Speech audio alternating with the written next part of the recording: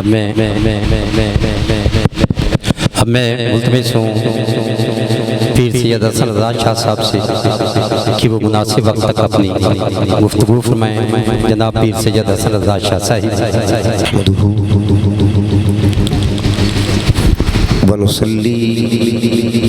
ونسلم علی سیدنا و مولانا رسولہ النبی الامین المتین الحنین الکریم الرؤوف الرحیم، اما بعد فاعوذ باللہ من الشیطان الرجیم، بسم اللہ الرحمن الرحیم، رب اجعلنی مقیم الصلاة ومن ذریتی ربنا وتقبل دعاء، ربنا اغفر لی ولوالدی وللمؤمنین یوم یقوم الحساب۔ صدق اللہ مولانا العظیم۔ ان اللہ وملائکتہ یصلون علی النبی یا ایہا الذین آمنوا صلوا علیہ وسلموا تسلیما، اللہم صل علی سیدنا ومولانا محمد وعلی آل سیدنا ومولانا محمد وبارک وسلم علیہ، الصلاة والسلام علیک یا سیدی یا رسول اللہ وعلی آلک وازواجک واصحابک یا سیدی یا حبیب اللہ۔ نہایت واجب الاحترام، قابل صدحہ تکریم و احتشام استاد العلماء حضرت علامہ محمد عبداللہ چشتی صاحب زید مجدہ، جناب پیر سید سجاد حسین شاہ صاحب، محترم صاحبزادہ محمد امیر سلطان صاحب، جملہ اہل محبت و عقیدت، آج ہم سب لوگ سال ثواب کی اس محفل میں حاضر ہیں۔ دعا کیجئے رب کائنات ہم سب کا حاضر ہونا اپنی بارگاہ میں قبول فرمائے۔ ہماری حاضری کو اللہ تعالیٰ بالعموم ہم سب کے لیے اور بالخصوص محترم محمد عارف صاحب کے والد گرامی نور احمد صاحب کے لیے بخشش کا ذریعہ بنائے۔ اللہ پاک مرحوم کو درجات کی بلندیاں عطا فرمائے اور لواحقین و متعلقین کو اللہ صبر جمیل عطا فرمائے۔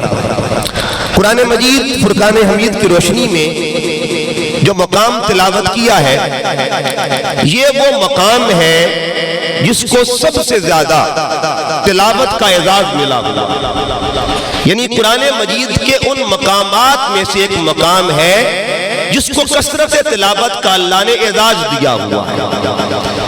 تو یہ وہ دعا ہے، ایسی دعا جو ہر نمازی نماز میں پڑھتا ہے۔ فجر کی نماز ہو تو 2 بار اس کو پڑھا جاتا ہے، ظہر کی نماز ہو تو 4 بار اسے پڑھا جاتا ہے، عصر کی نماز ہو تو 3 مرتبہ اسے پڑھا جاتا ہے، مغرب کی نماز ہو تو پھر 3 مرتبہ اسے پڑھا جاتا ہے، عشاء کی نماز ہو تو 7 مرتبہ پڑھا جاتا ہے۔ یہ ایک نمازی روزانہ جس کو 19 بار تلاوت کرتا ہے، یہ وہ دعا ہے۔ اس دعا کے عظمت کے 3 زاویے ہیں۔ پہلا زاویہ یہ کہ یہ دعا مانگی کس نے کی، دوسری یہ زاویہ کہ اس دعا کو قرآن میں شامل کس نے کیا، اور تیسرا زاویہ یہ اس دعا کو نماز میں شامل کس نے کیا۔ مانگنے والا کون تھا، قرآن کا حصہ بنانے والی ذات کون تھی، اور نماز میں شامل کرنے والی ہستی کون تھی۔ 3 ہستیاں ہیں جن کی نسبت اس دعا کو حاصل ہے، اور وہ 3 ہستیاں کون ہیں؟ جس ذات نے اس دعا کو مانگا اس ذات کو خلیل کہا جاتا ہے، جس ذات نے اس دعا کو قرآن میں شامل کیا اسے رب جلیل کہا جاتا ہے، اور جس ذات نے اسے نمازوں کا حصہ بنا دیا اسے ذات محمد مصطفیٰ کہا جاتا ہے۔ تو گویا یہ 3 نسبتوں کی حامل دعا ہے۔ اللہ جسے قرآن میں نہ اتارے، خلیل جس کو مانگے اور حبیب جسے نماز کا حصہ بنا دے۔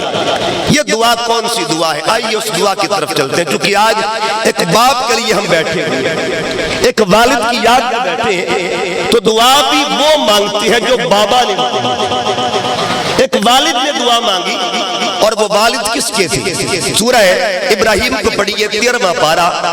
حضرت ابراہیم علیہ السلام اللہ کی بارگاہ میں عرض کرتے ہیں الحمدللہ الذی، تمام تعریفیں اس اللہ کے لیے، وہب لی علی الکبر، جس نے مجھے بڑھاپے میں نعمت عطا فرمائی۔ کون کون سی نعمت؟ اسماعیل و اسحاق۔ ایک نعمت کو اسماعیل کہتے ہیں اور ایک نعمت کو اسحاق کہا جاتا ہے۔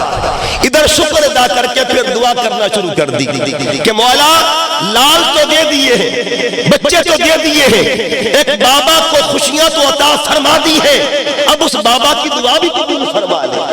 باپ دعا کیا کرتا ہے؟ رب اجعلنی مقیم الصلاۃ، مولا مجھے نماز پہ قائم رہنے والا بنا دے، ومن ذریتی، میرے بچوں کو نمازی بنا دے۔ ایک بابا فکر کر رہا ہے اپنے بچوں کی، تربیت کے طور پہ دعا کر رہا ہے، اور دعا کب کر رہا ہے؟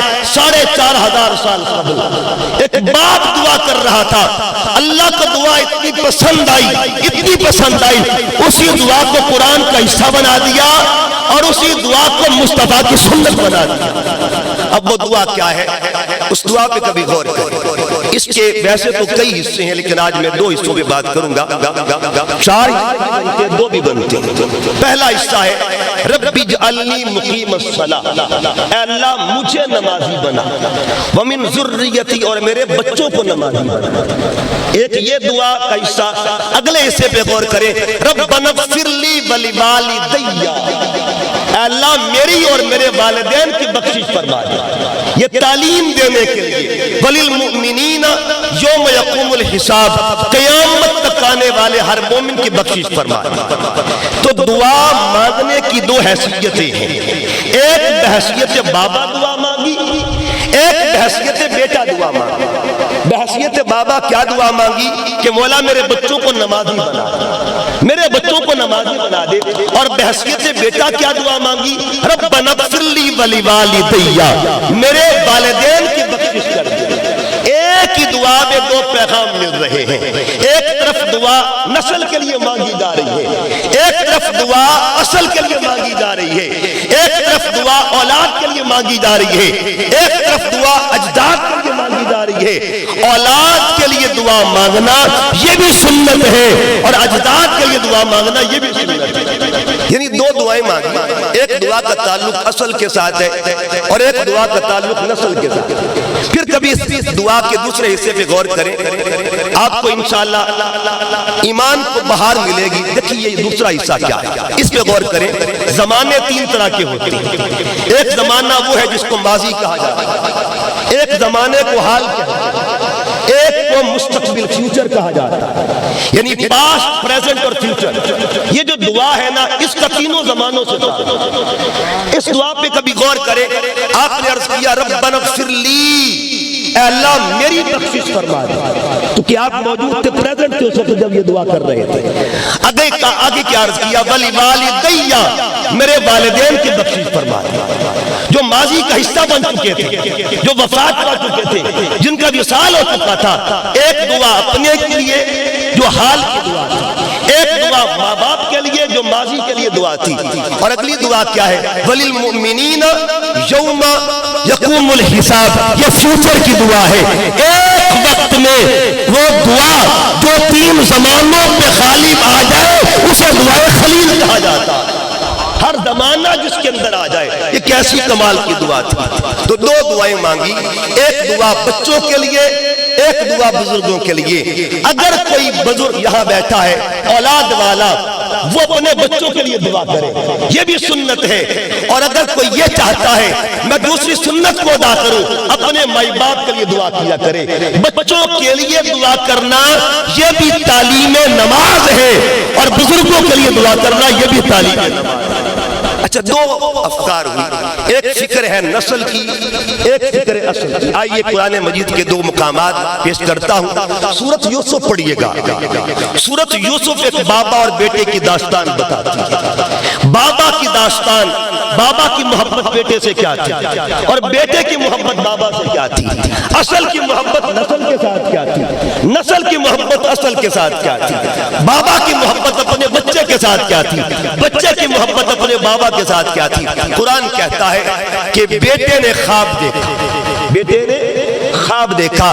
خواب دیکھنے والے کو یوسف کہا جاتا ہے علیہ السلام۔ حضرت یوسف علیہ السلام نے خواب دیکھا، شیئر کس سے کیا، بتایا کس کو، آ کے اپنا قصہ سنایا کس کو، عرض کیا یا ابتی، بابا جان انی رأیتو، میں نے دیکھا ہے 11 کوکبا، 11 ستاروں کو، والشمس والقمر، سورج اور چاند کو، رأیتہم لی ساجدین، وہ مجھے سجدہ کر رہے ہیں۔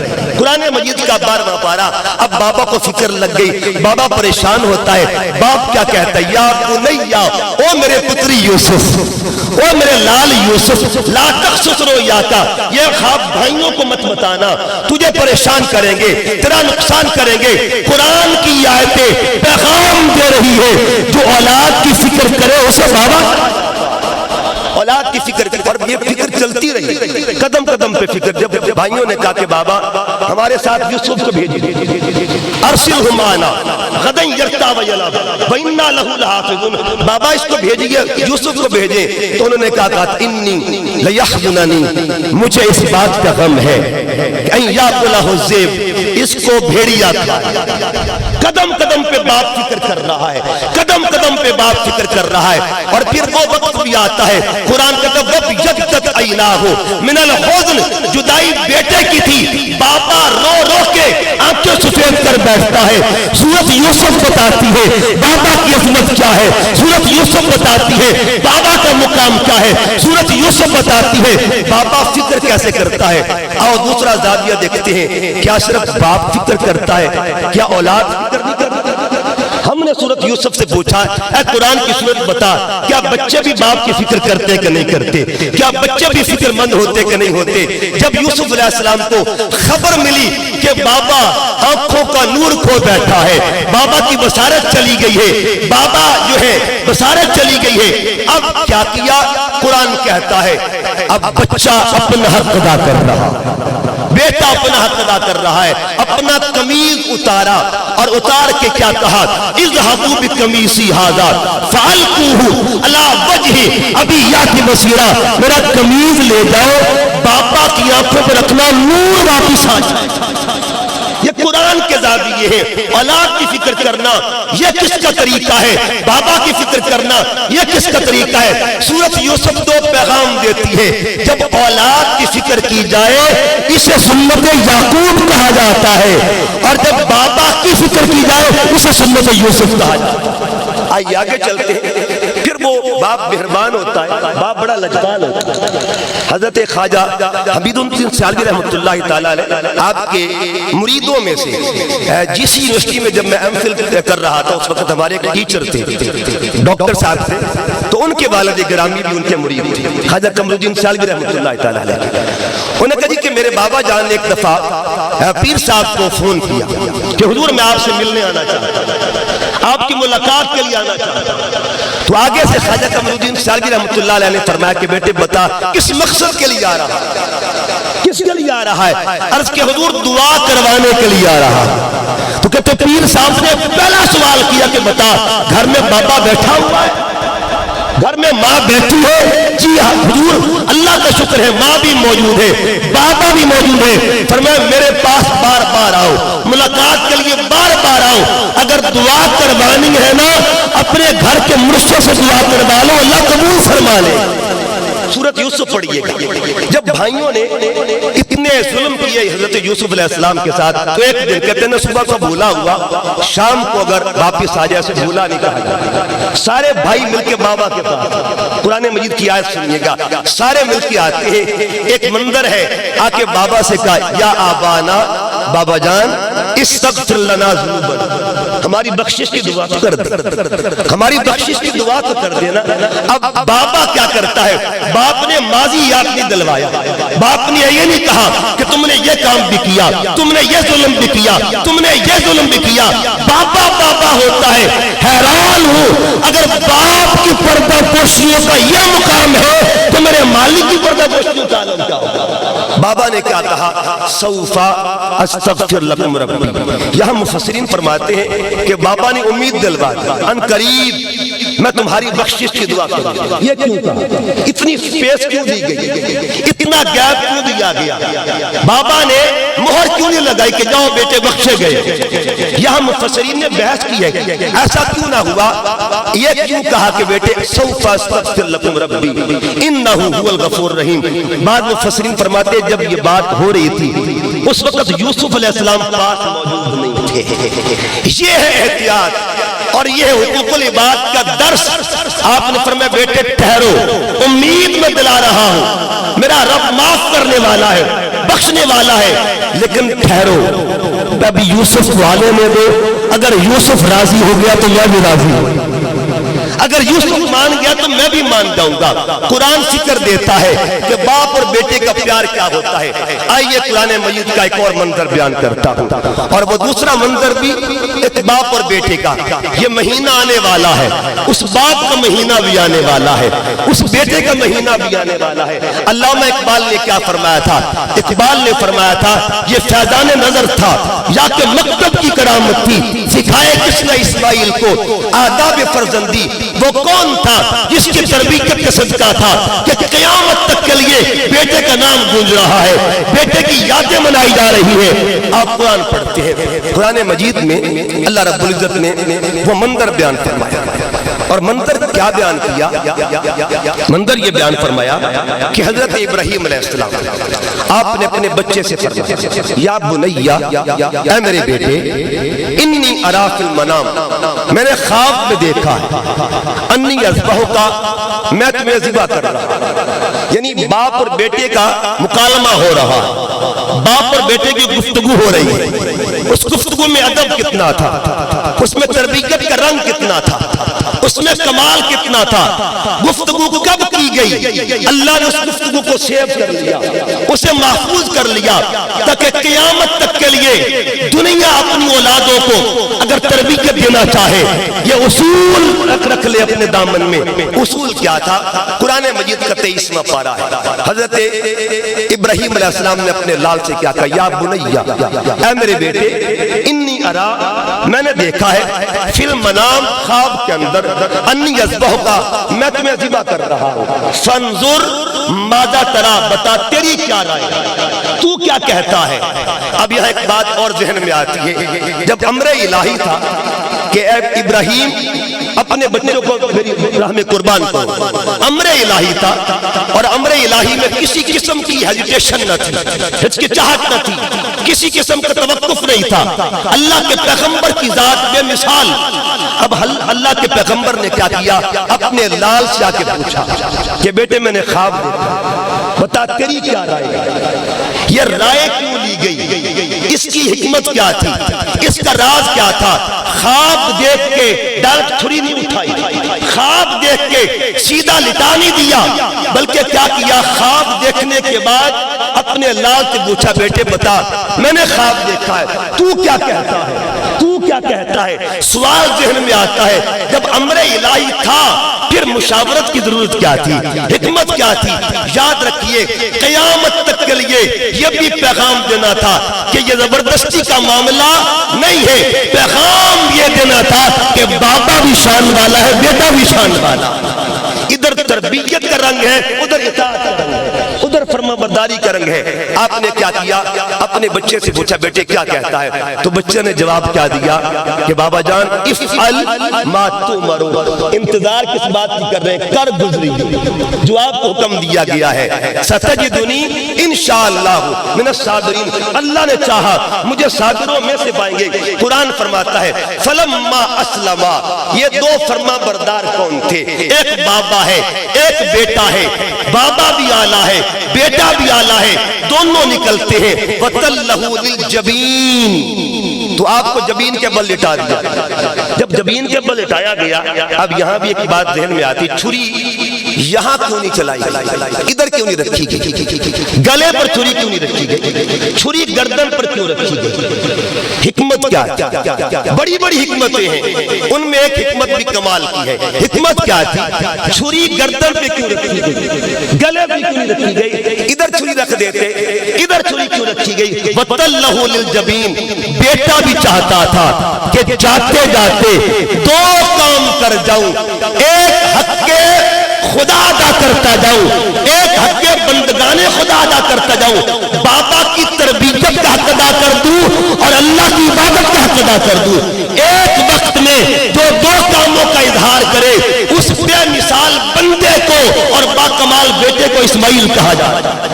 اللہ رب العزت نے ان کا ذکر کیا، اور ذکر ایسا کیا کہ آج تک ہر سال اس بابا کا تذکرہ بھی ہوتا ہے، اس بیٹے کی یاد بھی ہوتی ہے، اس باپ کی یاد بھی دین کا حصہ ہے، بیٹے کی یاد بھی دین کا حصہ ہے۔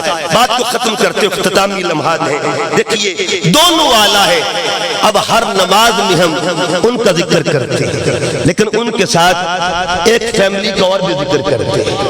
یہ رنگ کا اقبال نے کیا کہا تھا، غریب و سادہ رنگی ہے داستان حرم، نہایت اس کی حسین ابتدا ہے اسماعیل۔ کہیں اقبال کہتا ہے اللہ اللہ بائے بسم اللہ پدر، اللہ اللہ بائے بسم اللہ پدر، مانا ذبح عظیم آمد پسر۔ اقبال کہنا کیا چاہتے ہیں، اقبال پیغام کیا دینا چاہتے ہیں کہ وہ داستان محبت جس کا آغاز حضرت ابراہیم نے کیا تھا، اسماعیل علیہ السلام نے کیا تھا، اس کی تکمیل کے لیے اللہ نے جس کا انتخاب کیا اسے حسین کہا جاتا ہے، اسے حسین کہتے ہیں۔ ادھر سے آغاز ہوا، ادھر تکمیل ہوتی ہے۔ یہ داستان وفا تھی، یہ داستان صبر تھی۔ اللہ نے دونوں فیملیز کا ذکر قیامت تک کے لیے قرآن کا حصہ بنا دیا، نمازوں میں شامل کر دیا۔ آپ ہر نماز میں ذکر کرتے ہیں اللہم صلی علی محمد وعلی آل محمد کما صلیت علی ابراہیم وعلی آل ابراہیم۔ اصل کا ذکر بھی ہے اور نسل کا ذکر بھی ہے۔ جملہ میرا یاد رکھنا ہے، اس اصل جیسی اصل کوئی نہ ہو، اس اصل جیسی اصل کوئی نہ ہو۔ اس اصل کو ذات محمد کہتے ہیں، اور جس نسل جیسی نسل کوئی نہ ہو اسے آل محمد کہتے ہیں۔ اصل بھی اعلیٰ، نسل بھی اعلیٰ۔ اصل میں بھی 3 حرف آتے ہیں، نسل میں بھی 3 حرف آتے ہیں۔ ادھر میری انگلیوں کی طرف دیکھیں، ادھر اصل کا رنگ ہے محمد، مدینہ اور عطا۔ کیا جی؟ محمد، مدینہ اور عطا۔ حسین، کربلا اور وفا۔ محمد میں حرف 4، حسین میں بھی حرف 4، مدینہ میں حرف 5، کربلا میں بھی حرف 5، عطا میں حرف 3، وفا میں بھی حرف 3۔ آپ پوچھیں گے بتانا کیا چاہتے ہیں؟ یہ جملہ دل کی تختی پہ لکھ لیں، جس نے مدینے میں عطا کی حد کر دی اسے ذات محمد کہا جاتا ہے، اور جس نے کربلا میں وفا کی حد کر دی اسے ذات حسین کہا جاتا ہے۔ گلا کس نے چوما تھا اور گلا کس نے کٹوایا تھا؟ چومنے کو عطا کہتے ہیں، کٹوانے کو وفا کہتے ہیں۔ 72 تسبیح کس نے پڑھی تھی؟ 72 تن کس نے دیے تھے؟ 72 تسبیح پڑھنا عطا ہے، 72 تن دینا وفا ہے۔ اپنا بچہ ان پہ کس نے لٹایا تھا اور انہوں نے اپنا بچہ۔ آخری لائنیں میری، آقا علیہ السلام مدینہ پاک میں بیٹھے ہیں، جبرائیل آئے، حضور علیہ السلام کی گود میں 2 شہزادے بیٹھے ہیں، ایک اپنا لخت جگر، ایک اپنا نواسا بیٹھا ہے۔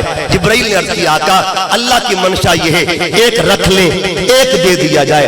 آقا علیہ السلام نے اپنے لال کو قربان کر دیا، اپنے پتر کو قربان کر دیا، نواسے کو رکھ لیا، اور نواسے نے بھی وفا کی حد کر دی۔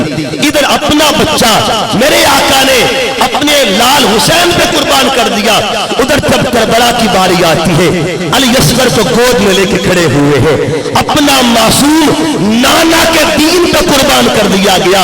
ادھر قربانی کو عطا کہتے ہیں، ادھر کی قربانی کو وفا کہتے ہیں۔ تو پیغام بس آج کا یہی ہے، اصل سے بھی وفا کرو اور نسل سے بھی وفا کرو، اصل کے لیے بھی دعا کرو، نسل کے لیے بھی دعا کرو، اصل کی فکر بھی کرو، نسل کی فکر بھی کرو۔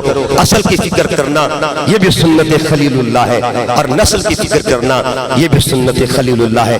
جن کی نسلیں ہیں اللہ ان نسلوں کو اور سلامت رکھے، جن کی اصل کی وفات ہو چکی ہے یا اصل موجود ہے، وفات والوں کے اللہ درجات کو بلندی عطا فرمائے، اور جو موجود ہیں جن کی اصل بزرگ موجود ہے اللہ ان کو صحت و سلامتی والی زندگی عطا فرمائے۔ بار دیگر اللہ کی بارگاہ میں عرض گزار ہوں، اللہ پاک محترم عارف صاحب کے والد گرامی کو درجات کی بلندیاں عطا فرمائے۔ وما علیہ الا البلاغ المبین۔